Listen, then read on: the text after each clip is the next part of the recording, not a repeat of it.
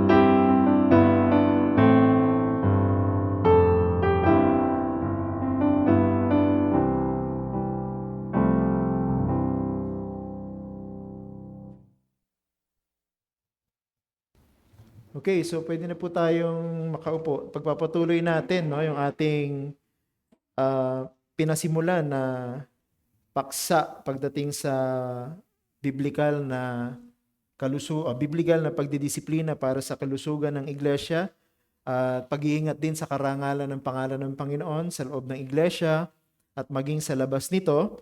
At nasa pangalawang bahagi na tayo ng disiplinang nagtutuwid o yung tinatawag na corrective form of discipline. Pamagat ito'y pagharap sa kasalanan, disiplinang nagtutuwid. Nasa part 2 na po tayo. Napag-usapan na natin before ito, no, na pagdating po sa pagtanggap ng mga miyembro ng iglesia, meron pong biblical na proseso, no, para kilalanin natin, kilatisin natin, suriin natin yung mga nais maging miyembro ng ating pong iglesia. Hindi po ito isang madali ang proseso. Halimbawa, ay gusto po ng isang maging miyembro, okay, sa susunod na linggo ay miyembro ka na.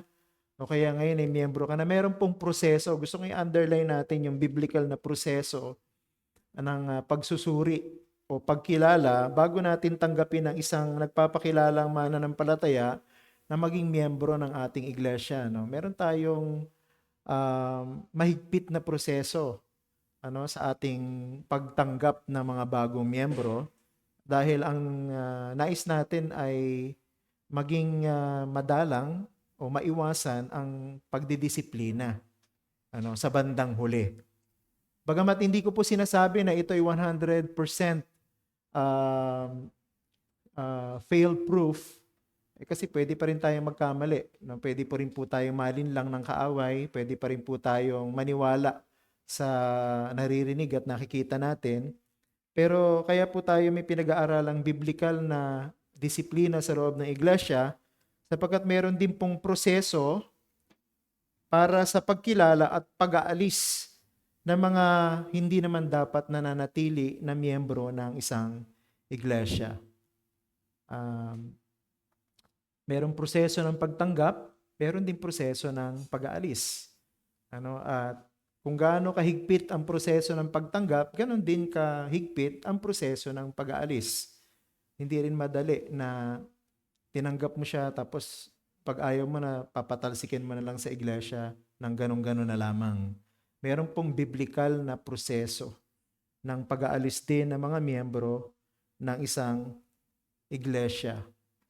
At ito po ay tinuro sa atin ng Biblia at ito po ay ang pag-aaralan natin sa hapong ito. Kaya po yung main idea natin para po sa ating pag-uusap ngayon, tinuturuan tayo ng Panginoong Hesus mula sa kanyang mga sinabi sa bagong tipan na solusyonan ang kasalanan sa iglesia sa pamamagitan ng pagharap sa mga lumalakad sa kasalanan at paghikayat sa kanila na magsisi. Pansinin niyo pong mabuti, no, yung ating main idea. Nais kong i-highlight natin yung sa ating pagharap sa mga taong lumalakad sa kasalanan, ang layunin natin ay hikayatin sila na magsisi at manumbalik sa kanilang tamang relasyon sa ating Panginoong Jesucristo. Ang disiplina po ay hindi ginagawa para ihanda ang isang miyembro ng iglesia sa kanyang separation sa church. Kasi madalas ang kaisipan ng marami, kaya okay, may proseso na tayo ng disiplina, sa bandang huli, excommunicated yan. Hindi po yun ang ating layunin. Kaya po tayo sumusunod sa utos at turo ng Panginoon patungkol sa pagdidisiplina, kasi ang layunin talaga niyan ay mahikayat natin siya na magsisi dun sa kasalanan niya. At sa kanyang pagsisisi sa kanyang kasalanan ay maipanumbalik siya sa tamang kaugnayan sa Panginoon at sa iglesia. Ang excommunication po, yan ay yung pinakahuling hakbang . Kumbaga dapat na-exhaust na natin lahat ng pwede nating gawin para ma-encourage siya na magsisi at manumbalik sa tamang lakad ng pananampalataya. Tsaka lang natin i-consider yung excommunication. Alright? Hindi po porket, okay, nasa proseso na po tayo ng pagdidisiplina, ihanda ng church na tayo mababawasan ng isang miyembro. Mali yung ganong klase ng approach. Kasi may prosesong sinusunod. Kung ayaw ng isang napatunayang nagkakasala na magsisi, magdadala ka pa ng mga saksi. Pag-uusapan natin yan. At yung mga saksi na yon ay tutulong din para mahikayat yung kapatid na yon na tanggapin niya na yung kanyang ginagawa ay kasalanan sa Panginoon at dapat niyang pagsisihan. Kung hindi pa rin siya magsisisi doon, dadali natin sa iglesia. At ang iglesia ay hihikayatin siya. Yun ang yun ang laging purpose ng discipline. So, yung taong kakausap sa kanya ng pribado, ang purpose hihikayatin siya na magsisi sa kanyang kasalanan. Pag nagdala ng mga saksi, ganun din ang purpose. Hihikayatin siya na magsisi sa kanyang kasalanan. Pag dinala sa iglesia, ganun din. Hihikayatin din na magsisi sa kanyang kasalanan. Ito, dito maraming church nagkakamali sa pagsunod sa Matthew 18. No? Madalas, pag dinadala sa iglesia, i-excommunicate na eh. Which is wrong. No? Sa pag-aaral ko, sa mga naririnig ko rin ng mga talakayan, ng mga pastor, nakita ko na mayroon talagang maling practice ang maraming church ngayon pagdating sa discipline. Napaka-ruthless, napaka-careless, no, ng ating pagdidisiplina na ang totoo, yung paraan ng disiplina ang ginagawa ngayon, hindi na umaabot sa iglesia yung kapatid na napatunayan nagkakasala. Bakit? Doon pa lamang kasi sa pagharap sa mga saksi, ayaw na. No, hindi na magsisi kasi iba yung dating . No, iba yung dating, hindi kasi hinihikayat magsisi. Ang nangyayari, nadidiin siya sa kanyang kasalanan na tila wala na siyang pagkakataon pang magbago. Kaya pag dinala sa iglesia yung kaso niya, wala na. Excommunicate na siya. Pero hindi ganoon. Tingnan niyo, sa pag-aaral natin ngayong hapon, hindi ganoon yung gusto ng Panginoon na paraan natin ang paggamit ng proseso ng tamang pagdidisiplina. Okay, so ang passage po na pag-aaralan natin sa hapong ito ay Matthew chapter 18 verses 15 to 20. This is the classic passage about church discipline. Pero marami tayong kaklarify sa ating pag-aaral nitong passage na ito na hindi natin naiintindihan before. Ako personally din, sa aking malalim na pag-aaral, may mga na-discover ako na sandali lang, mukhang merong mga ginagawa ang maraming iglesia ngayon na kung tutuusin hindi dapat gawin . Kasi merong misconception pagdating dun sa turo ng Panginoon sa mga steps ng discipline. Okay, basahin muna natin Matthew 18, 15 to 20. Ito ay turo mismo ng Panginoong Jesucristo, galing mismo sa kanyang bibig. So basahin po natin Matthew 18, 15 to 20. Okay, pabasa natin kay Paul. Paul, basahin mo nga, Paul.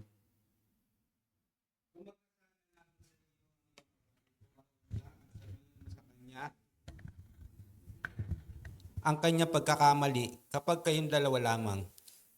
Kung pakinggan ka niya ay napanumbalik mo ang iyong kapatid. Ngunit kung hindi siya makinig, ay magsama ka ng isa o dalawa upang sa bibig ng dalawa o tatlong saksi ay magpatibay ang bawat salita. Kung ayaw niyang pakinggan sila, ay sabihin mo sa iglesia. At kung ayaw niyang pakinggan maging ang iglesia, ay ituring mo siyang bilang isang hintil at maniningil ng buwis. Katotohanan sinasabi ko sa inyo na anumang talian sa lupa ay yaong tatalian sa langit, at anumang inyong kalagan sa lupa ay yaong kakalagan sa langit.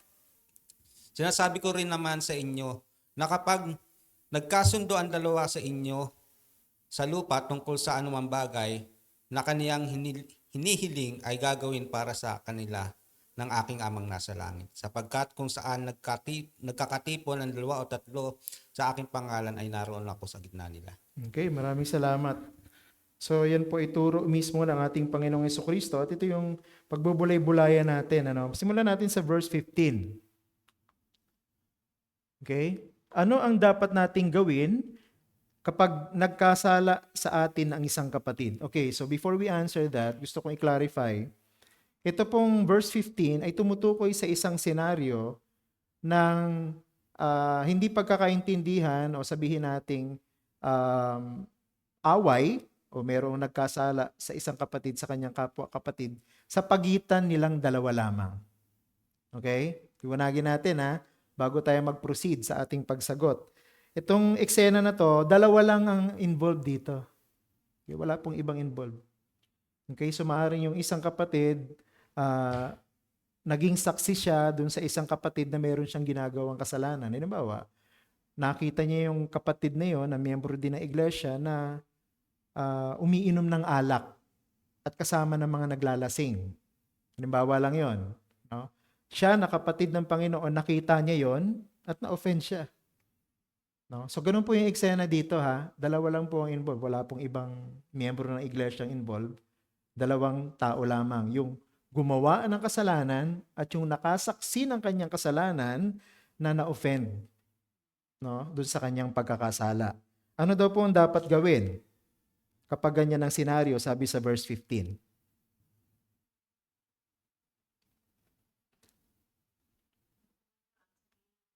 Sino ang pupunta? Yung na-offend, yung nakasaksi ng ginagawang kasalanan ng kanyang kapatid, ang pupunta upang sabihin ang kasalanan na kanyang nasaksihan. Hindi po yung may kasalanan ang pupunta dun sa na-offend para humingi ng tawad. Palagay niyo bakit?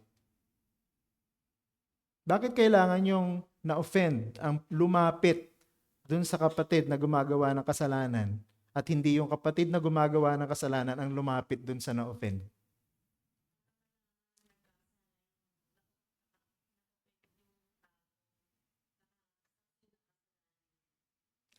Kasi ang kasalanan, ang isa po sa mga katangian ng kasalanan, binubulag ang gumagawa ng kasalanan sa kanyang ginagawa.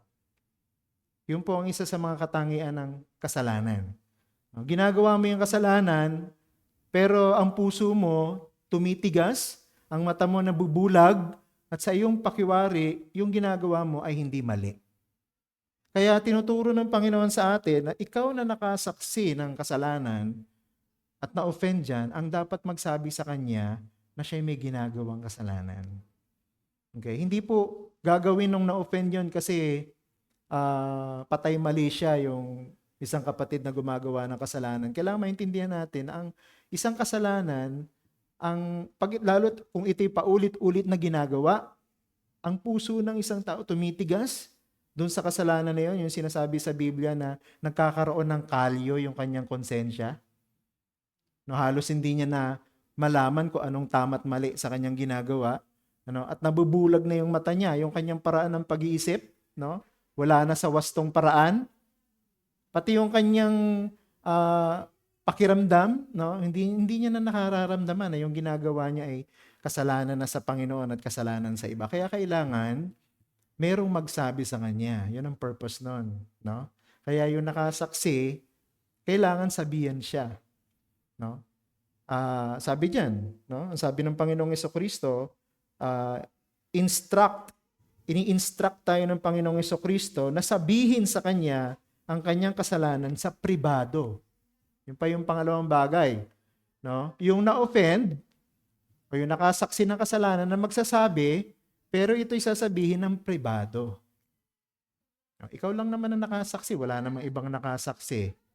'Di ba? Siguro inapadaan ka lang doon. O kaya bibili ka at napadaan ka doon sa kanto na yon. Nakita mo na umiinom at naglalasing kasama ang mga tambay doon sa inyong lugar. Kailangan sabihan mo siya ng pribado. Kailangan sabihin mo siya na mag-usap kayo ng kayong dalawa lamang. Yun ang turo sa atin ng ating Panginoon.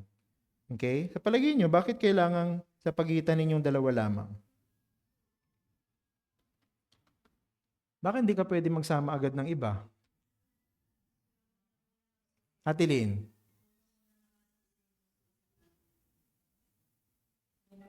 Sa palagay nyo, ano magiging epekto sa gumagawa ng kasalanan pag nagsama ka agad ng iba? Again, tandaan natin, ang katangian ng kasalanan, pagka siya ay binubulgar, pinagtatanggol niya ang kanyang sarili. Ano, kaya dapat, yun mismong nakakita lang ng kasalanan na magsabi para sa pagitan lang nilang dalawa.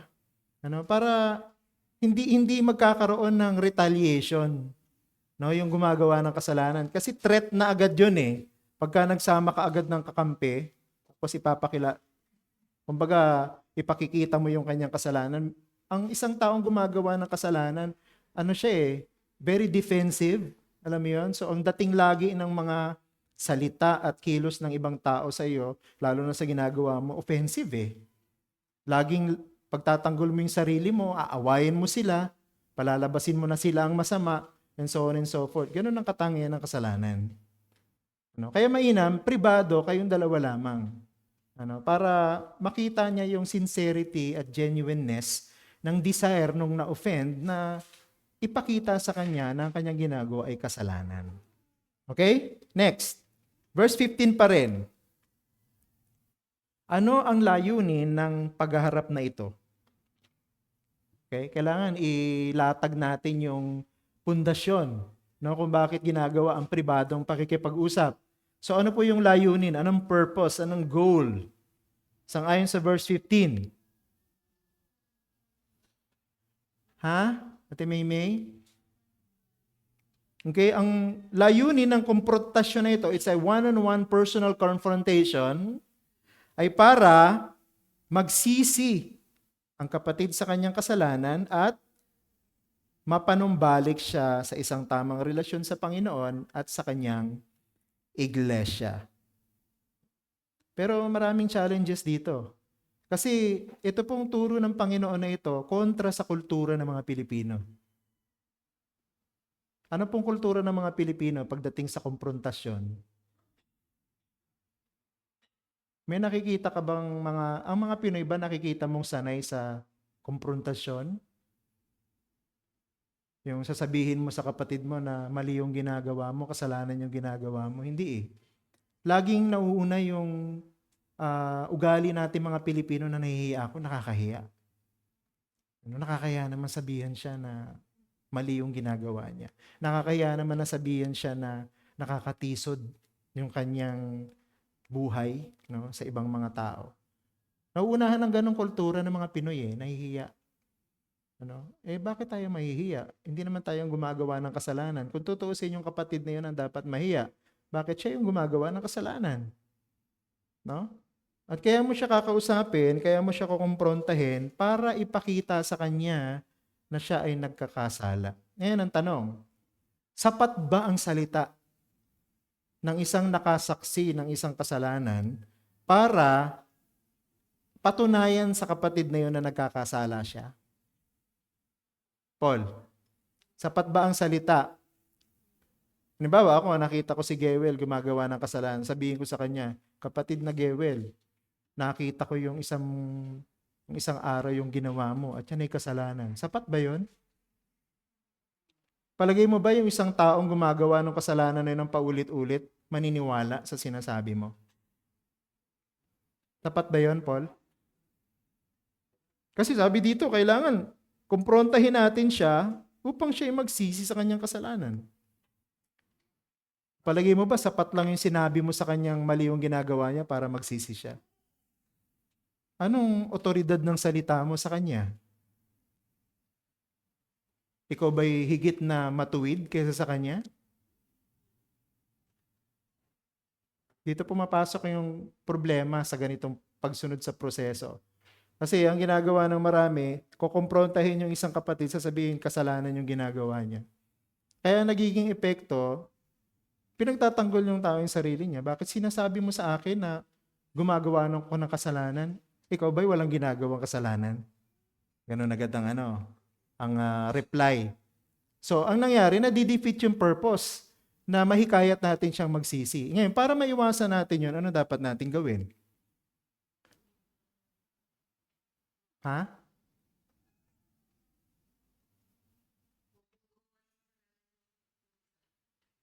Ay, mahirap yun. Hindi, ang tanong ko ay, sapat ba na sinasabi lang ng isang kapatid sa kanyang kapwa na gumagawa ito ng kasalanan at maayos na agad ang problema? Ano yung kailangan natin gawin? Bukod sa pananalangin, syempre mauuna yun bago mo siya kausapin ng pribado. Una yun, kumbaga idulog mo muna sa Panginoon yan. Hindi natin pwedeng gawin ng pabigla-bigla. Pero ano yung dapat nating gamitin para ipakita sa isang kapatid na siya'y nagkakasala? Sa Biblia, no? Pag ginarap natin at kinumpronta natin ang isang kapatid na gumagawa ng kasalanan, kailangan ipakita natin sa kanya mula sa salita ng Diyos na yung ginagawa niya ay kasalanan. Nakukuha niyo po ba? Hindi mo pwedeng gamitin ang sarili mong testimony, hindi mo pwedeng gamitin ang sarili mong buhay para maging basihan na yung ginagawa niya ay kasalanan. No? Pantay-pantay yung ating pagiging makasalanan sa harapan ng Panginoon. Pare-parehas lang tayong tumanggap ng katuwiran mula sa Panginoon. At ang tanging paraan para maipahayag natin sa Kanya na ang Kanyang ginagawa'y kasalanan, makita niya mismo sa salita ng Diyos na yung Kanyang ginagawa'y kasalanan.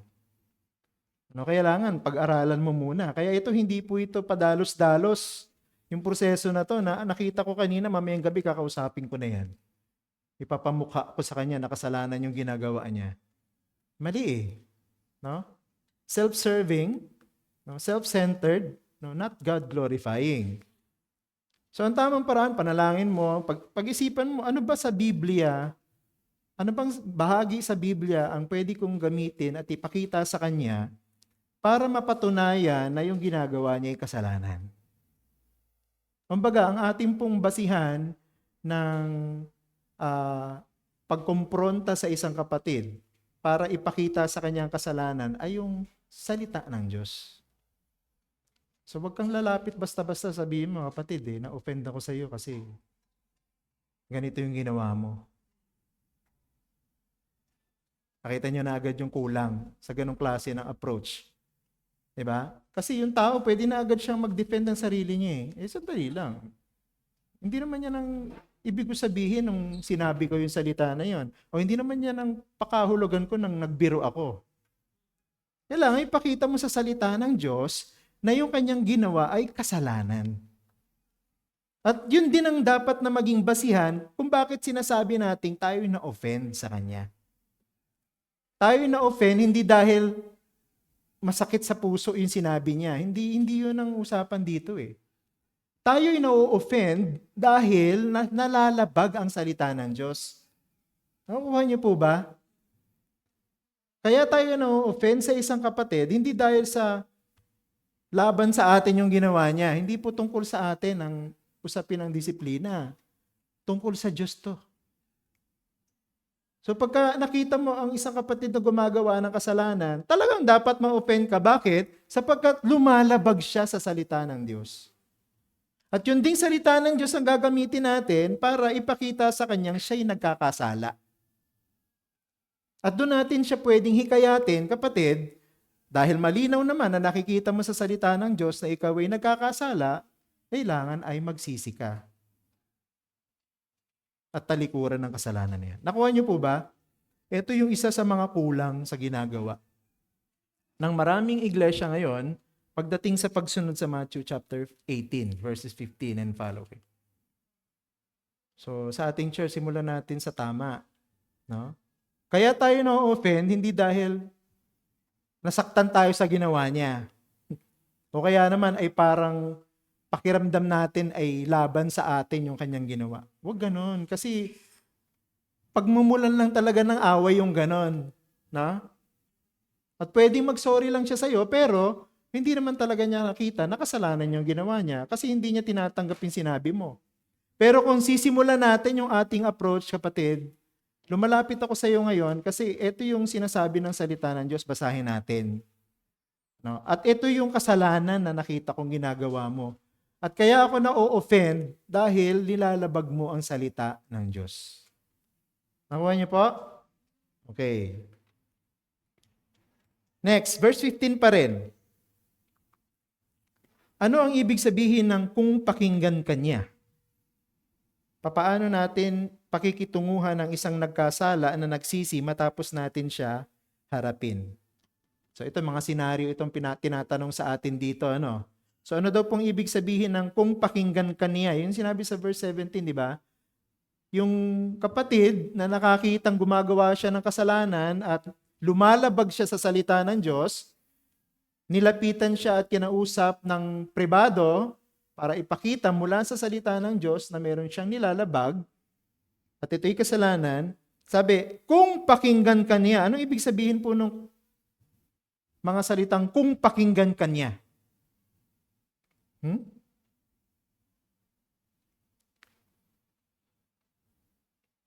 Hello? Tinanggap lang ba niya ang kanyang pagkakamali? Kulang yon. Okay, tama na dahil ipinakita mo sa kanya mula mismo sa Bible, kapatid, kasalanan niyang ginagawa mo. Ang paglalasing ay kasalanan sa Diyos.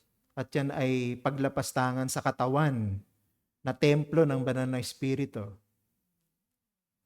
Kung nakinig siya sa iyo, anong ibig sabihin nun? Okay, tinanggap niya na yung ginagawa niya ay kasalanan. Sapat na ba yun?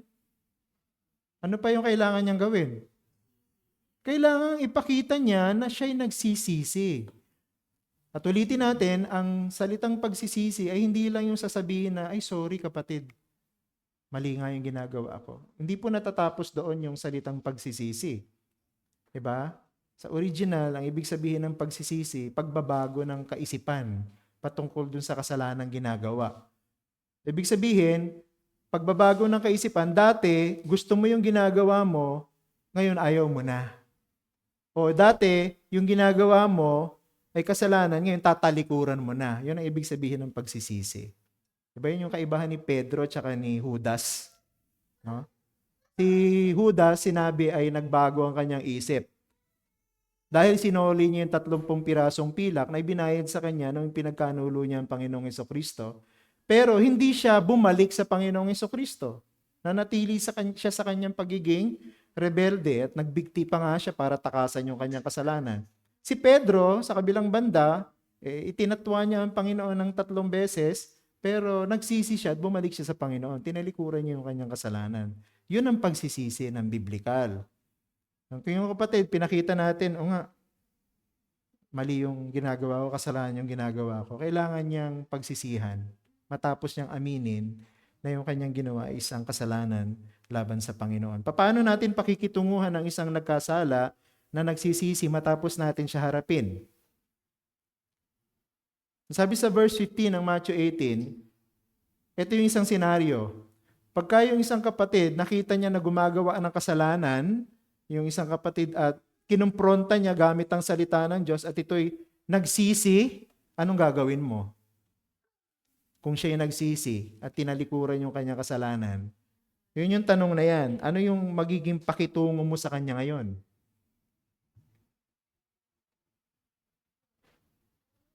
Anong ginamit na salita? Kung siya ay nagsisi, iyo siyang naipanumbalik. Yun yung ginamit na salita ng Panginoon eh. Sa English, you have won your brother. Kumbaga, na-restore yung kapatid na yon na nagkakasala. Kung na-restore siya, dahil inamin niya ang kanyang kasalanan at siya'y nagsisi, ano ngayon ang pakikitungo mo sa kanya? Dapat, i-re-extend mo ngayon yung buo na fellowship at pagmamahal sa kanya, katulad ng dati. So, hindi po natin gagamitin laban sa kanya ang kanyang kasalanan na mapifeel niya guilty siya sa kanyang kasalanan. Okay, tapos na. Pag sinabing pinakinggan niya ang sinasabi mo, inamin niya ang kasalanan yon at nagsisi siya sa kanyang kasalanan, tapos na yung issue. Hindi na dapat pag-usapan pa, hindi na dapat ikwento pa sa iba. At lalo tigit, hindi mo dapat isumbat sa kanya. Nakuha niyo po? No? So, yun po yung isa sa mga mahalagang dapat na i-underline natin dito. No? Pagka na-restore natin ang isang kapatid, dapat yung issue na yun, tapos na yun. No? Hindi na dapat, si kapatid na yan. No?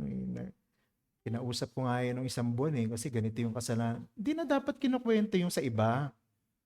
No? Hindi na dapat ipinapaalam sa iba yun. Kasi sa pagitan yung dalawa lamang yun. No? Pagka nilabag mo yun, nakakasala ka ngayon ng paninirang puri. Nakakasala ka ngayon ng chismis. Kaya ayaw din ng Panginoon yun. Kasalanan din yun. Dapat mayroon din mag-correct sa'yo. Pagka ganon. Dahil lumalabag ka rin sa salita ng Panginoon. Nakita niyo? Napakaseryoso po ng usapin na ito, no? At kailangan, pag sinabi nating tapos na, hindi na natin gagamitin laban sa kanya. Halimbawa, nag-away kayo, isusumbat mo yung, ganito ka talaga eh. No? Ganon yung ugali mo talaga eh. No? Pagka po ganon, ay hindi mo tinatapos talaga yung usapan ninyo. Sinasariwa mo. Ang sabi dito, dapat, hindi natin gagamitin yung kanyang kasalanan laban sa kanya. at hindi natin siya hindi natin hayaan na maramdaman niya na guilty siya. No? Humingi na siya ng tawad eh. Pinatawad mo na rin siya eh. So, dapat tapos na. Okay? Nakuha niyo po yun? No? So, hindi po ito isang birong usapin. No?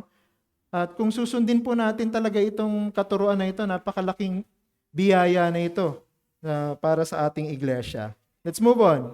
Verse 16. Ano, sang-ayon kay Jesus, ang dapat nating gawin sa isang nagkasala na ayaw makinig sa atin at ayaw magsisi? So ito yung isang senaryo. Yung isang senaryo, inamin niya yung kanyang kasalanan, nagsisi siya. At willing siya na talikuran yung kasalanan na yon. So anong epekto? Tapos na yung issue, no? At hindi na natin gagamitin yung kasalanan niya laban sa kanya. Ito naman yung kabilang senaryo. Kapag yung kapatid na kinausap mo ng pribado, ayaw niyang makinig sa iyo. Ibig sabihin, ayaw niyang aminin yung kanyang kasalanan at ayaw niyang pagsisihan, ano daw ang dapat nating gawin? Ang ayon sa verse 16. Magsama ng 2 o 3 saksi. Isa ba o 2 sabi diyan? Ano bang sabi sa Tagalog? 1 or more? Yung ba sa ESV? 1 or 2 more ESV yan? King James. Ano sa ESV ang ginamit?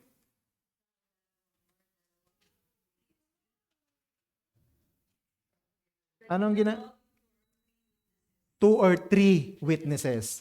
Ang pagkakaalam ko nga, 2 or 3 witnesses. Kasi sa Old Testament, sinabi doon sa Old Testament, sa Old Covenant Law, hindi natin pwedeng pagtibayin ang isang kasalanan ng walang 2 o 3 saksi.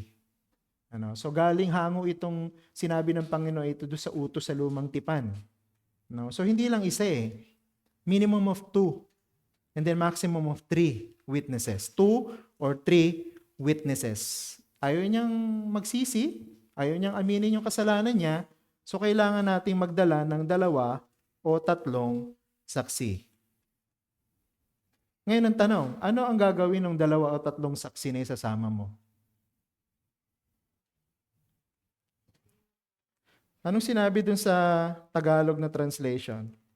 Ngunit kung hindi siya makinig, ay magsama ka pa ng 1 o 2 upang sa bibig ng 2 o 3 saksi. Parang ano yung translation? No? Sa una sinabi 1 o 2, tapos upang sa bibig ng 2 o 3 saksi, nakakalito ano? Pero madali na may paliwanag yan, ay mapagtibay ang bawat salita. So anong purpose ng mga witnesses na isasama mo? Kausap kayo. Pinakita mo galing sa Bible. Kapatid, yung ginagawa mo'y kasalanan. At dapat mo itong pagsisihan at talikuran. Tapos sabi niya, hindi ko pagsisisihan ito dahil hindi ko nakikita ang kasalanan. Tatapusin mo na muna yung usapan na yon. Pagkatapos ay magsasama ka sa susunod ng 2 o 3 saksi. Anong gagawin ng 2 o 3 saksi? Sabi dito, pagtitibayin ang bawat salita. Ako meron 2 interpretation kasing tinitingnan dito. Yung unang interpretasyon, pagtitibayin ng salita. Ibig sabihin, kung ano yung nangyari sa unang proseso, sa unang hakbang, yun din ang gagawin sa pangalawa. Ano ibig sabihin? Doon sa unang proseso, di ba yung nakasaksing ng kasalanan, siya yung magsasabi. Gamit ang Biblia na yun ay kasalanan. Doon sa kapatid na gumagawa ng kasalanan. Yung interpretasyon na to, pagdating sa pangalawang hakbang, dahil ayaw niya magsisi doon sa una, so nag-progress siya sa second step. Magdadala ka ngayon ng 2 o 3 saksi. Tapos uulitin mo yung ginawa mo doon sa unang hakbang. Kakausapin mo ulit siya, kayong 2 lamang, pero may nakasaksi. Papatunayan mo sa kanya mula sa Biblia na yung kanyang ginawa'y kasalanan at dapat niya itong tanggapin at pagsisihan. At yung mga saksi, pagtitibayin yung inyong pag-uusap. So yun yung isang interpretasyon. Yung pangalawang interpretasyon, yung 2 o 3 saksi na yon tutulong upang patunayan dun sa kapatid na nagkakasala gamit ang Biblia na yung kanyang ginawa ay kasalanan. Kumbaga, hindi na lang isa yung magsasalita. Lahat na sila magsasalita dun sa kapatid na gumagawa ng kasalanan. Ngayon, ang personal kong view, pwede mong pagsamahin yun. No? Yung una at saka pangalawang view. Pwedeng sa umpisa, kung sino yung nakasaksi, siya lang ang magkikipag-usap dun sa kapatid na gumagawa ng kasalanan at magpapatunay ulit, no? Gamit ang Biblia na yung ginawa niya ay kasalanan at dapat siyang magsisi at manumbalik sa Panginoon. At yung mga saksi, hindi sila magsasalita. Bakit ko sinasabi yun? Kasi kung tutuusin, ang purpose lang nila doon, pagtibayin na talagang kinausap mo yung kapatid gamit ang Biblia para patunayan sa kanya na siya'y nagkakasala. Yun lang ang purpose ng witnesses. No? Kasi kahit sa Old Testament, ganun din eh. Yung purpose nila, to establish, no, the crime. No? Ngayon, pwede rin naman, no, na magsalita sila, pero ang purpose lang nila para hikayatin, oo nga kapatid, no? Malinaw na sinasabi ng salita ng Diyos, sabi ni kapatid sa iyo kanina, na kasalanan yung ginagawa mo. Yun lang ang pwede nilang gawin. No? Kumbaga, magiging saksi lang sila dun sa pagpapatunay gamit ang Biblia na kasalanan yung ginagawa ng isa. Wala na silang dapat idagdag na, oo nga, nakita rin kita na ganito yung ginawa mo. Oo nga, na hindi na gano'n na ang tamang proseso. Ang mangyayari nun, parang dinidiin nyo na yung kapatid na nagkakasala. Magre-retaliate na yon. Lalaban na yon.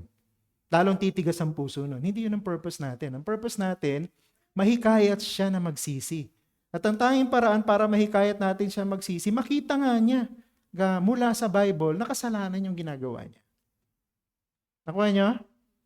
So ako, mas okay nga sa akin yung unang interpretation na yun lang original nakakita ang magsasalita at yung mga saksi nandyan lang sila para tingnan at patunayan na nangyari nga yung pag-uusap na yun. Nakuha niyo po? Mamaya kung may tanong kayo, tanongin niyo. Okay? Pero diretso na natin. Verse 16 pa rin. Anong uri ng mananampalataya ang dapat maging saksi sa ganitong usapan? Yung 2 o 3 saksi na isasama mo, anong klaseng mananampalataya sa? Kung sino-sino na lang ba pwedeng isama? Hindi. Hindi yung kung sino na lang mapulot mo sa church na available, isasama mo. Hindi.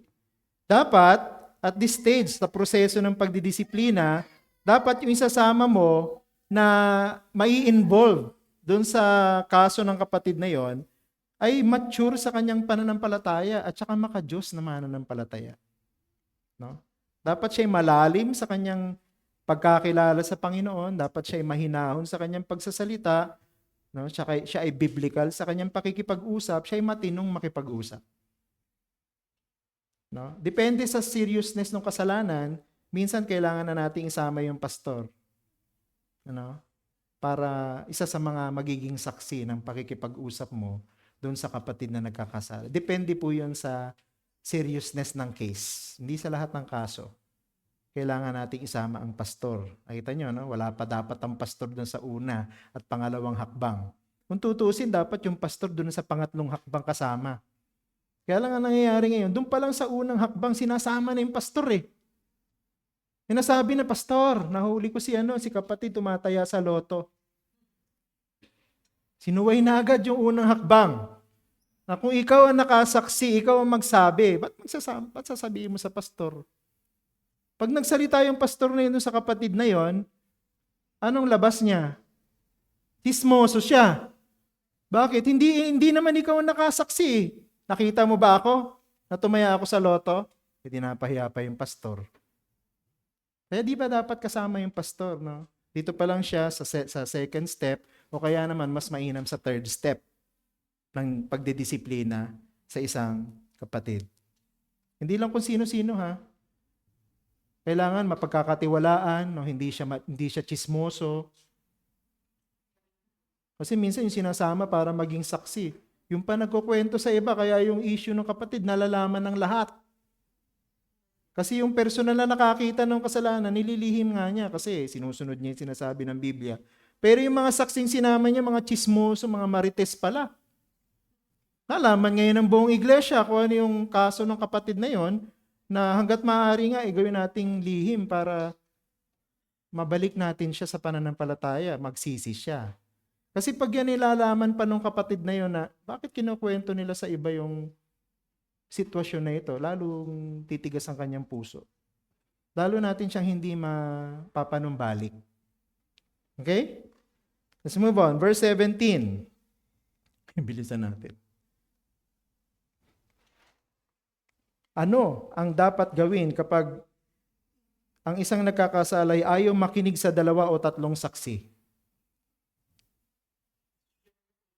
Ulitin natin doon sa pangalawang hakbang, kung nagsama ka ng mga saksi tapos inamin ng kapatid yung kanyang ginagaway kasalanan at willing siya na pagsisihan na ito, dapat tapos na doon. Okay? Kumbaga katulad doon sa umpisa, kung nagsisi siya doon sa unang hakbang, tapos na. Wala nang pag-uusap, wala nang saksi. Okay na yon, no? Dapat mabaliktan natin siya sa iglesia, sa pananampalataya. Pag hindi siya nagsisi, magdadala ka ng 2 o 3 saksi. Kung inamin niya yung kasalanan niya doon at willing siyang pagsisihan nito, tapos na rin yung disiplina. Okay? Pero kung hindi siya magsisi, anong gagawin natin kahit may dinala kang 2 o 3 saksi? Ano sabi sa verse 17? Dalhin ito sa iglesia. Okay, dito na papasok yung sinasabi ko kanina. Anong senaryo ang dapat na makita natin pag umabot tayo sa pangatlong hakbang? Dapat ba excommunicate na agad ng church yan? Nakatulad ng ginagawa ng maraming church ngayon? O gagawin pa rin natin kung ano yung nangyari sa una at pangalawang hakbang? Gagawin pa rin natin kung ano yung nangyari sa una at pangalawang hakbang. Ano yun? Patutunayan natin sa kapatid na yon na sumasaksi ang buong iglesia gamit ang Biblia na yung kanyang ginagawa ay kasalanan sa Diyos na dapat niyang pagsisihan at dapat niyang talikuran. So, ibig sabihin, dapat may pag-iingat talaga dito na dapat yung kapatid na nagkakasala umabot sa iglesia. Kasi ang nangyayari ngayon, dahil walang pag-iingat, walang love, napaka-careless, napaka-ruthless ng mga Christian na gumagawa ng disiplina, hindi na umaabot sa church Doon pa nga lang sa pangalawang hakbang, ayaw na magsisi ng kapatid. Bakit? Ang pakiramdam kasi niya, hinuhusgahan siya sa korte Tandaan natin yung kasalanan, mapanlin lang. Ang dapat na ginagawa natin sa kasalanan, di ba katulad ng binanggit natin sa Galatians chapter 6 verse 1 and following, parang yung pagpapanumbalik, para kang nagbabalik ng nabaling buto Dahan-dahan. No? Kasi pag binigla mo yan, o kaya hindi tama yung paraan na ginawa mo, lalong madadamage. Hindi siya ma-fix, madadamage siya. At ang madalas na nangyayari sa mga churches ngayon, pag nagdidisiplina, nadadamage Kaya yung kapatid na yon, hindi na umaabot sa third step. Ang nangyayari yung sa third step, pag-uusapan sa church, tapos, anong sasabihin ng church? Tiwalag na natin yan. Nakita nyo? Ganun ang nangyayari ngayon. Pero ayokong gawin natin yon sa church na to. Dahil hindi yun yung tinuturo ng Panginoon. Ako naniniwala na kung susundin natin ang tama itong proseso na ito, yung kapatid na yon, hindi niya mararamdaman na siya hinuhusgahan. No? Hindi niya mararamdaman na siya ay pinipintasan. Mararamdaman niya nga na siya ay minamahal. Bakit kamo? Pinagtsatsagaan siya No? Paulit-ulit, malumanay. At ginagamit ang Biblia, hindi yung salita lamang ng mga tao. Para patunayan na nagkakasala siya. Biblia talaga ang ginagamit. Kung talagang mananampalataya siya na nagkakasala lamang, hindi siya lalaban Bakit? Biblia ang ginagamit Salita ng Diyos ang ginagamit. Nakita niyo? Aabot siya sa pangatlong hakbang. At sa harap ng iglesia, ganun din. Kung sino yung nakasaksi, katulad ng ginawa sa una at pangalawa, ito yung personal view ko dyan. Kakausapin niya ulit, kapatid. Ulitin ko yung ah, pinag-usapan natin ng una at yung pangalawa, sinasabi ng Biblia na itong ginagawa mo ay kasalanan. Ito yung bahagi ng Biblia na binasa natin nung una na nagsasabing kasalanan yan sa Panginoon. At dahil kasalanan yun sa Panginoon, dapat mong pagsisihan yan. At dapat kang tumalikod sa kasalanan na yan. Ganun pa rin. Kung sino yung nakasaksi ng una, siya rin yung magsasalita sa pangatlo. Pero dahil involved na in church, pwede rin magsalita ang pastor, pero para gabayan lang yung buong church sa kanyang maingat na pagharap doon sa sitwasyon ng isang kapatid. No, wala siyang sasabihin na anuman na pwedeng mag-implicate o kaya ay magpa-complicate ng sitwasyon ng kapatid na yon. Nandun lang siya para maging gabay. Nandun lang siya para magpaalala, mga kapatid. Ito po yung sinasabi ng salita ng Diyos. No? Huwag po tayong lalagpas dito. Hindi tayo dapat magiging padalos-dalos. Dapat maging mahinahon tayo. Tagapagpaalala lang siya. Hindi siya ang magmamaniobra ng pakikipag-usap. Nandun lang siya bilang bahagi ng iglesia para saksihan. At para hikayatin kasama yung buong iglesia, yung kapatid na yon, base sa sinasabi ng salita ng Diyos na dapat nga siya magsisi kasi kasalanan nga yung kanyang ginagawa. Alam niyo, pag sinunod natin kung ano yung disenyo ng Panginoon dito, palagay ko, kung yung buong iglesia ang mamamanhik dun sa kapatid na yun, lalambot talaga ang puso nun eh. Magsisisi talaga yun eh. Kaya lang ang nangyayari po ngayon, hindi ganyan. No? Ako, madami na akong personal na experience dyan. Sa maraming mga iglesyang pinagdaanan ko, hindi ganyan ang ginagawa.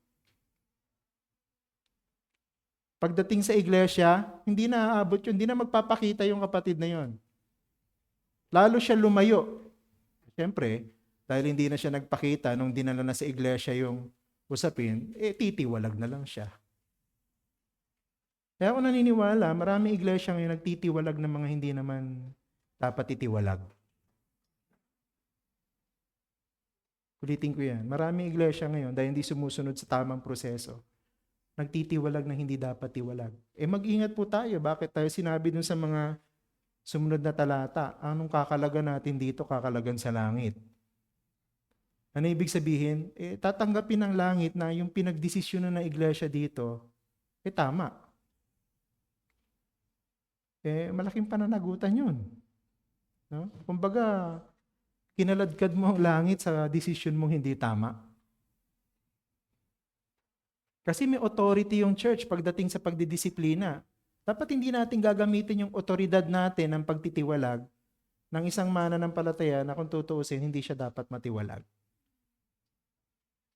So very dangerous, no? Kailangan mag-ingat tayo mabuti. Dito po. At napakainam din na dapat maging malinaw sa atin na pagdating sa pagdidisiplina, merong dapat paglilinaw pagdating dun sa sino ba dapat ang involved.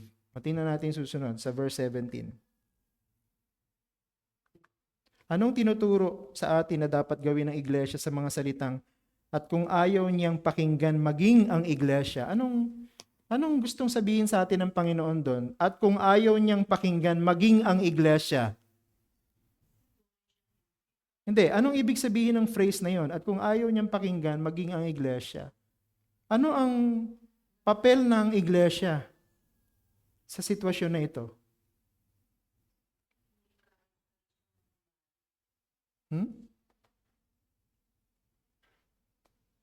Sino ang nanghihikayat dun sa nagkasala na magsisi at manumbalik sa Panginoon? Buong iglesia. So pagdating sa pagdidisiplina sa huling hakbang, buong iglesia ang involved. Hindi po yung pastor at hindi kung sino-sino lamang. Ang buong iglesia ang nagpapasya, ang humihikayat dun sa kapatid na siya'y magsisi. At the very least, this means na yung church at ang mga leader nito dapat maging engaged sila individually at personally, no, sa lahat ng mga kapatid na nagkakasala. So dapat involve yung buong church dun sa issue ng kapatid na yon. Bakit? Kasi kung siya'y lumalabag sa Biblia, dapat ang buong church na-offend. Ulitin ko ha, kung talagang mapapatunayan, base sa una at pangalawang hakbang, na yung kapatid na yun ay lumalabag sa sinasabi ng salita ng Diyos, dapat yung buong church na o-offend. Bakit? Kasi nilalabag ng tao na yun yung Biblia. Nilalabag ng tao na yun yung gusto ng Panginoon.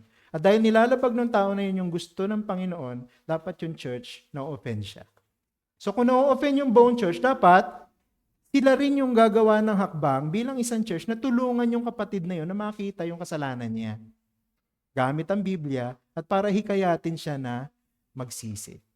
So yung unang hakbang, pangalawang hakbang at pangatlong hakbang, lahat yun ng layunin nun ay mahikayat yung kapatid na aminin yung kasalanan niya at pagsisihan yung kasalanan niya. Hindi yung husgahan siya, no, na siya isang hindi mananampalataya.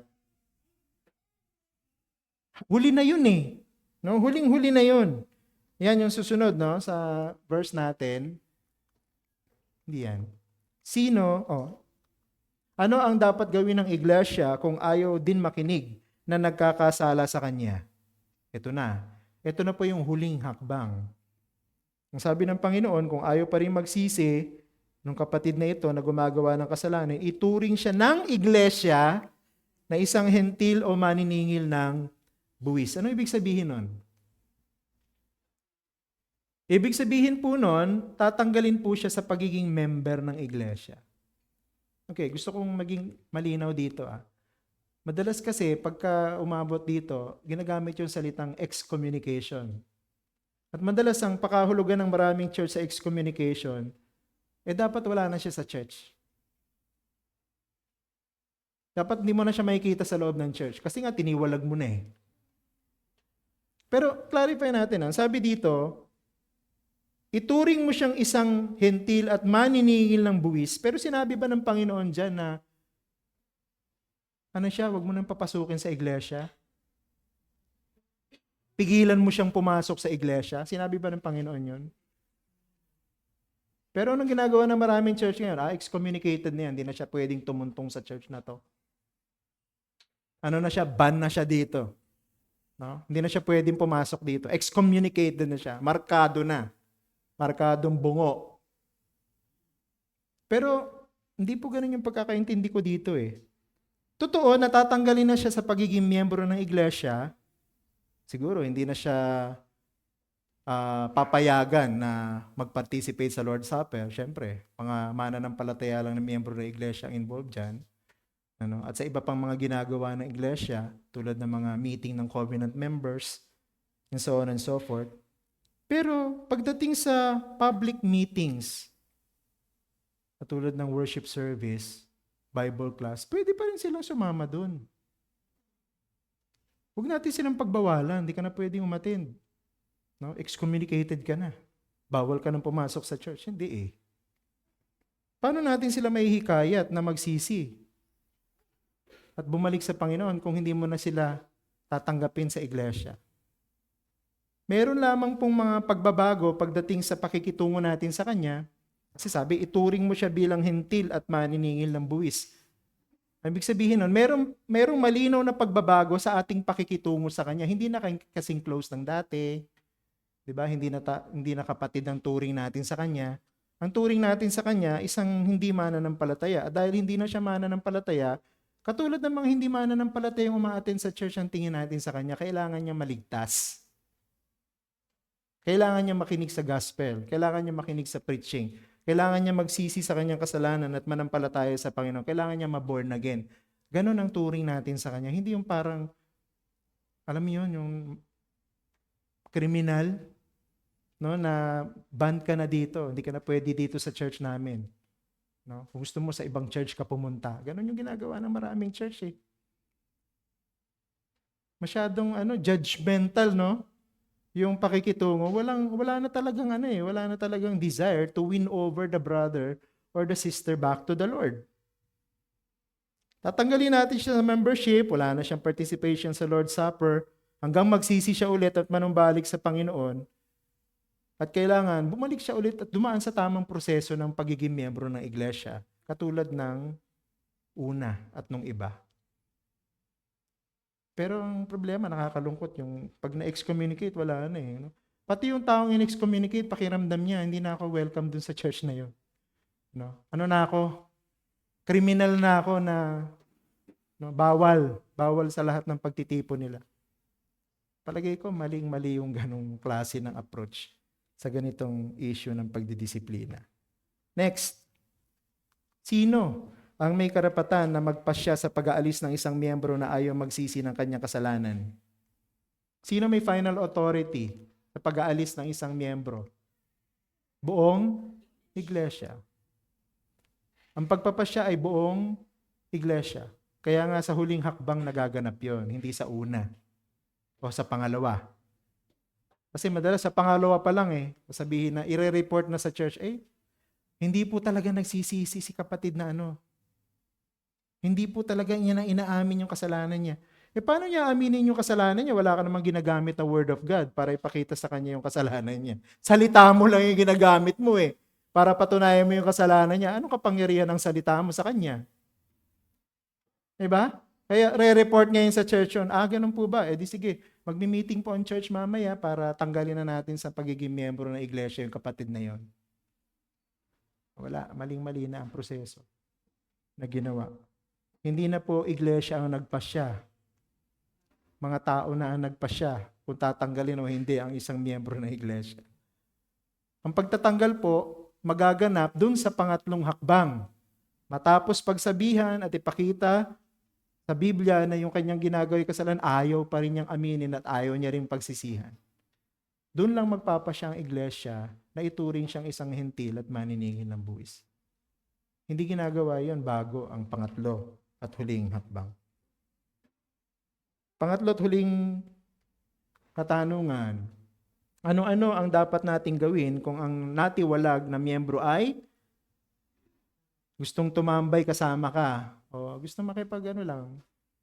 kwentuhan, bibisita sa bahay mo, manonood kayo ng Netflix, and so on and so forth. Anong gagawin mo? Paano kung yung natiwalag na miyembro ay isang malapit na kaibigan? Anong gagawin mo? Paano kung yung natiwalag na miyembro ay miyembro ng pamilya mo, anak mo, asawa mo, kapatid mo, pinsan mo? Anong gagawin mo? Meron po akong mga suggestion dyan. Kung ang isang natiwalag ay nais tumambay o makipagkwentuhan, makipag-friendly talk sa iyo, nood tayo ng Netflix, nood tayo ng sine, pasyal tayo sa mall, na parang walang nangyari na pagdidisiplina sa kanya, dapat tanggihan natin yung kanyang paanyaya. At hikayatin natin siya na magsisi at manumbalik sa Diyos. Napaka-brutal naman yan, Pastor. Kasi ito lang po yung paraan para maipakita natin sa kanya na hindi natin sinasang-ayunan yung kanyang pananatili sa kasalanan. Kaya nga siya natiwalag sa iglesia dahil ayaw niya magsisi hanggang sa huli. At katungkulan po natin bilang miyembro ng iglesia ng Panginoon na panatiliin sa kanya yung sense na siya ay nagpapatuloy sa kasalanan. At magagawa lang natin yon kung i-withdraw natin sa kanya yung close fellowship. Friend mo pa rin, kaibigan mo pa rin siya, kilala mo pa rin siya. Pero casual na lang, hindi na katulad ng dati na sige, dito ka sa bahay, manood tayo ng kain tayo. Dapat maramdaman niya yung separation niya sa church.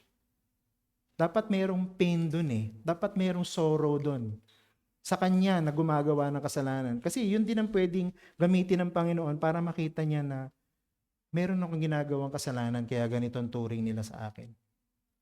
At tama nga yung sinasabi ng Bible, dapat nga ako magsisi. Paano kung malapit na kaibigan, best friend mo, maid of honor mo sa kasal mo, kaya best man mo sa kasal mo, lagi tropa mo. Ganon din ang gagawin mo. Tatanggihan mo din yung mga imbitasyon niya. Ipahayag sa kanya na mahal mo siya, at nais mo ang nakakabuti sa kanya, pero iiwasan mo yung malapit na pakikipagkaibigan kasi dapat maramdaman niya na siya ay separate na sa church. At dahil ang dahilan kung bakit siya separated sa church, dahil ayaw niya magsisi. At dahil hindi mo sinasang-ayunan yung kasalanan niya. Kailangan maramdaman nila yun. Dapat iparamdam natin sa kanila yun. Ituring mo ngang hentil at maniningil ng buwis Alam niyo ba yung ibig sabihin ng hentil at maniningil ng buwis sa New Testament? As much as possible, ayaw mo ng close relationship doon. Talagang total separation. No? Total separation talaga yon. And then thirdly, kung kapamilya mo naman, bagamat totoo na obligado tayo na makipag-ugnayan sa kanila kasi hindi mo naman pwedeng isnabin yan. Ano ba, anak mo, o kaya kapatid mo, o kaya asawa mo, pamangkin mo, hindi mo naman pwedeng isnabin yan. So, pamilya mo pa rin, no? Siyempre, kakausapin mo pa rin yan, kasama mo sa bahay eh. Pero dapat, yung pakikitungo mo sa kanya, meron pa ring gap. In a sense na yung mensahe pa rin na lagi mo yung pinapakita sa kanya, ay lumalakad ka sa kasalanan, hindi ko sasangayunan yan. No? Halimbawa, kaya siya natiwalag kasi nakipag-live-in siya. Oh, anak mo, ano gagawin mo ngayon?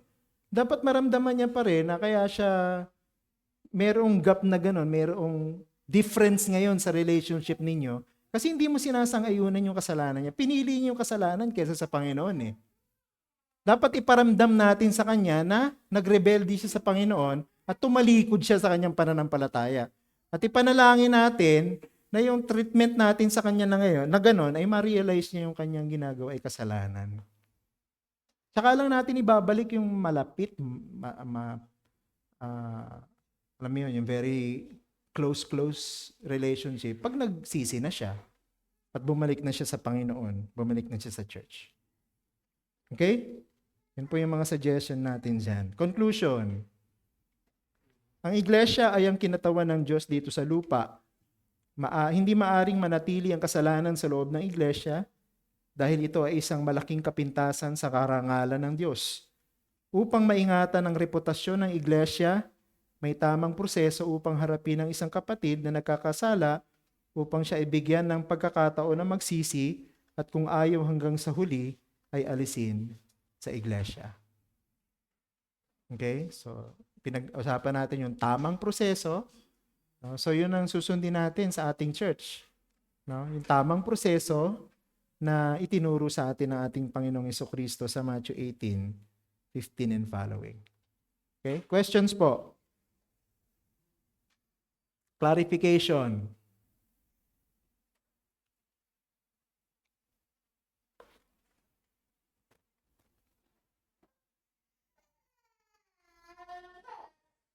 Tanong po. Wala? Na-expect ko maraming tanong ngayon eh.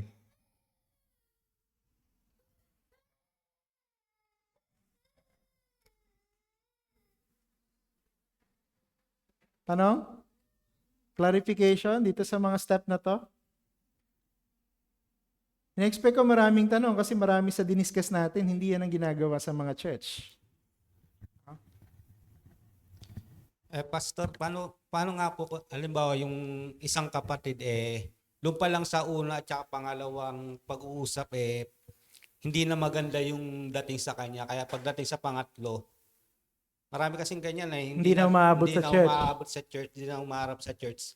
Ano yung dapat gawin ng iglesia para sa pagdidesisyon sa ganito kung di naman nila makakausap yung... Ako naniniwala, Paul, magandang tanong. Ako naniniwala na hindi dapat ganun ang mangyari kung sinusunod natin yung tamang proseso.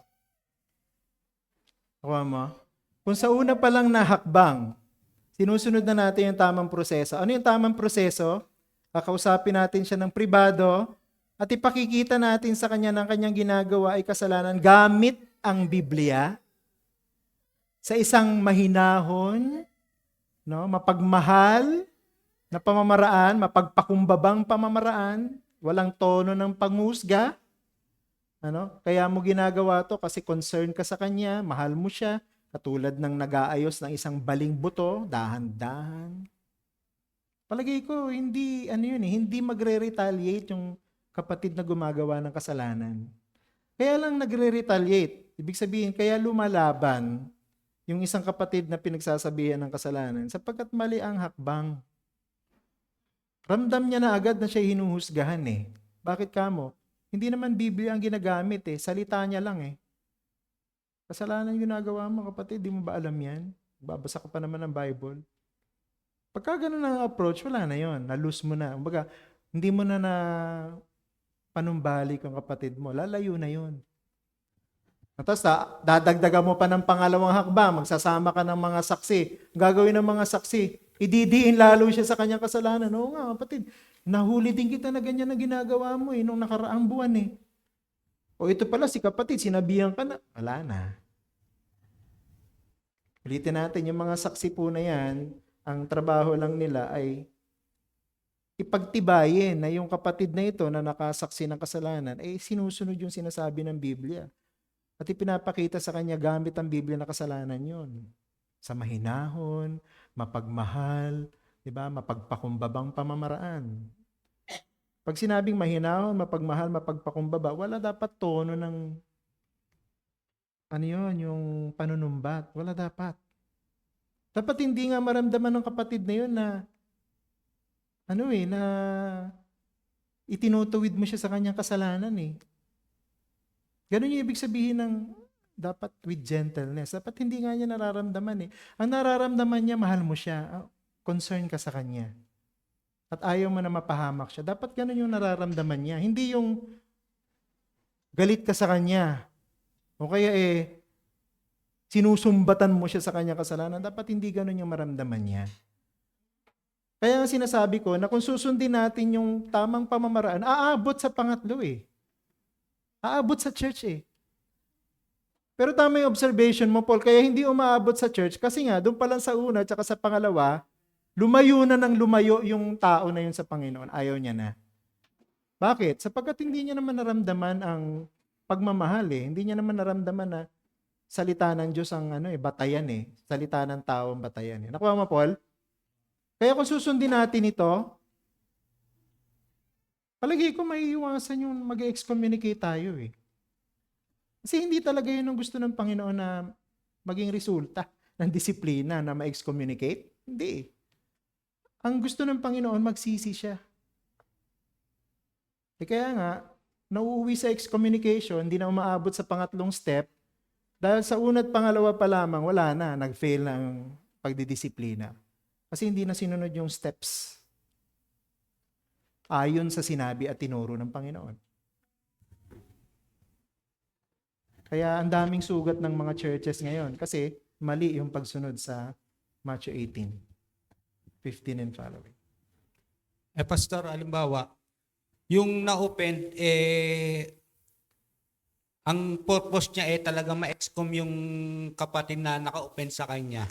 Kaya yung approach niya na pakikipag-usap hindi with love, di ba? Dapat kapag kinausap mo ang kapatid na nagkakasala, ang purpose mo mapanumbalik. Pero kung yung purpose niya talagang matanggal siya sa iglesia, anong dapat gawin ng church? Kasi siyempre dapat alam ng church yung kung paano sila mamamagitan sa dalawang to eh. Pero ulitin ko, dapat kung susundin natin sinasabi ng Biblia, hindi malalaman ng iba yung nangyayari. Hindi nalalaman ng church yun. Kasi sa pagitan lamang ninyong dalawa. So kung susundin natin kung ano yung tinasabi ng Biblia, dapat wala nakakaalam yan. Dapat yung dalawa lang. Kasi sila nag-uusap privately. Hindi dapat makarating sa church yun. Makakarating lang sa church yun pagka umabot na sa third step. Okay? And then, kung mali ang motibo nung nakikipag-usap dun sa nakagawa ng kasalanan, eventually, marireveal din ng Panginoon yun. Kasi, makikita mo sa epekto ng buhay ng tao na tinutuwid eh. Anong usually? Pagka mali yung paraan, manlalamig yung kapatid na yun sa Panginoon eh. Hindi na atin sa church yan. Diba? Hindi na atin ang worship service yan. Pag nangyari yon, papasok na yung pastor ng iglesia doon, di ba? O kumustahin na siya, kapatid, bakit hindi ka na umaattend sa church? Minsan doon nare-reveal yun eh. Kasi pastor, ganitong nangyayari eh. Tapos nadidiscover, mali pala yung proseso ng pagdidisiplina. Pwedeng pumasok ang pastor sa pakikipag-usap doon sa kapatid na nagsasabi para turuan siya kung ano yung tamang paraan. Di ba? Hindi yung galit mo ang basihan mo, hindi yung salita mo ang otoridad. Biblia. Kasi dapat tinuturo talaga ito ng pastor sa iglesia eh. Dapat tinuturo ito ng pastor sa church, yung church discipline. No, hindi lang papasok yung pastor kasi malala na yung sitwasyon. Dapat bago pa man mag-engage yung mga kapatid sa unang step ng discipline, alam na nila yung gagawin nila. Bakit? Dahil tinuturo ng pastor sa iglesia. Diba? Pagkatama sa umpisa, eventually, sa biyaya ng Panginoon, tama din yung mga susunod eh. Pero kung mali na sa umpisa, definitely, mali na rin yung susunod. Kaya, praise the Lord, kasi sa atin, nagsisimula pa lang tayo na church, pinag-aaralan natin kung ano yung talagang tinuturo ng Biblia. Sinisimula natin sa umpisa. Yun ang sagot ko doon. No?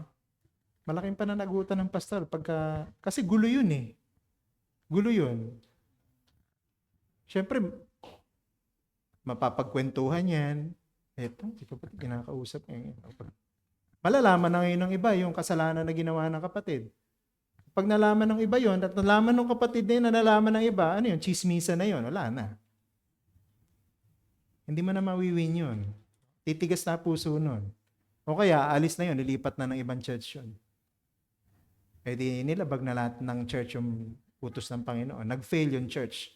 At mananagot yung church sa Panginoon sa ganong klase ng failure. Okay? Question pa? Anong masasabi mo naman, pastor, sa mga church na nagdidisiplina na hindi naman ayon sa pamantayan ng Biblia? Ano ba, meron silang dinisiplina pero hindi naman ang batayan nila yung Biblia. Kung baga nakabatay lang sila kung ano yung tingin nila tama.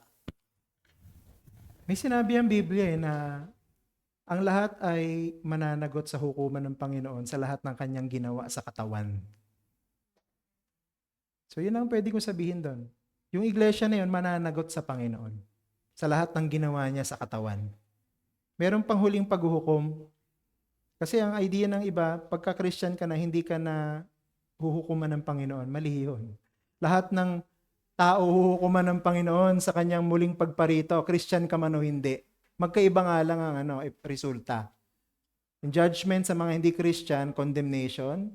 Iba naman yung judgment sa mga mananampalataya. Merong probably additional blessing, no? Or walang blessing. Probably ganun ang resulta ng judgment.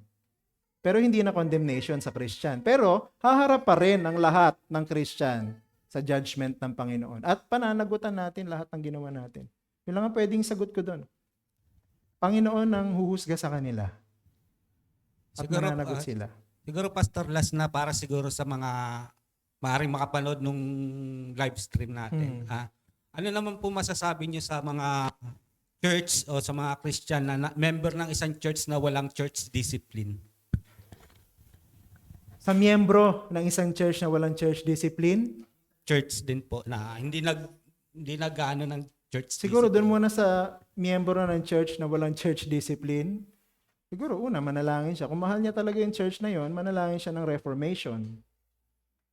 Pwedeng siya yung gamitin ng Panginoon para mag-introduce ng reformation pagdating sa church discipline. Or pwedeng iba ang gamitin ng Panginoon para ma-reform yung church. Pero kung yung church mismo ang hindi nagdidisiplina, kasi ang church discipline po, isa po yan sa mga marka ng isang malusog na iglesia. So kung isang iglesia walang church discipline, hindi malusog na iglesia yon. So kung ikaw, Christian ka, tapos miyembro ka ng isang church na hindi malusog, mag-isip kang mabuti. Manalangin kang mabuti. Baka mamaya nililid ka na ng Panginoon sa ibang iglesia. Dahil pagka hindi malusog ang iglesia, ibig sabihin, hindi sumusunod sa Panginoon yung church na yon. Pag hindi sumusunod sa Panginoon yung isang church na yon, what's the point of you staying in that church? Hindi ka niya tuturuan na sumunod sa Panginoon kasi siya mismo sumusuway. So better transfer to a better church na sumusunod sa Panginoon. Yun ang pwede ko sabihin doon. Unless ma-reform yung church na yon, di ba? Isipin mo na lang na lumipat kung ayaw niyang mag-reform. Sasabihin niya, hindi kami naniniwala sa church discipline. Pagka ganun po yung sagot ng isang iglesia, hindi kami naniniwala sa church discipline, umalis ka na dun sa church na yun. No? Kasi sooner or later, yung church na yun, magiging hindi na totoong church ng Panginoon. Kasi pag wala kang disiplina sa loob ng church, mananatili yung kasalanan sa church na yon. Hindi pwedeng manatili ang kasalanan, kaya nga dinidisiplina para mapanatili yung karangalan ng Panginoon na may-ari ng iglesia. Kung hindi man nananatili yung kalinisan ng iglesia na yon, hindi siya totoong church. Okay? O siguro po, hanggang dyan na lang po muna tayo kasi medyo nag-extend na tayo ng husto. Okay? So tuloy na lang natin to. May part 3 pa naman tong topic natin na ito sa church discipline. Maraming salamat po sa inyong pakikinig.